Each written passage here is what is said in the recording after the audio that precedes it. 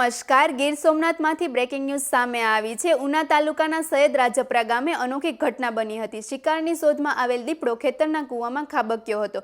વહેલી સવારે દીપડો ખેતરમાં પડતા વન વિભાગને જાણ કરવામાં આવી હતી। સ્ટાફ ઘટના સ્થળે પહોંચીને દીપડાનું રેસ્ક્યુ કર્યું અને તેને જસાદર એનિમલ કેર સેન્ટરમાં ખસેડવામાં આવ્યું હતું। સૈયદ રાજપરા ગામ દરિયાકાંઠાના વિસ્તારમાં આવેલું હોવાથી અહીં ક્યારેક વન્ય પ્રાણીઓ શિકાર માટે આવે છે અને આજે પણ આવી જ ઘટના સામે આવી હતી। વધુ સમાચાર માટે જોડાયેલા રહો આરપી ગુજરાત ન્યૂઝ રાજકોટ।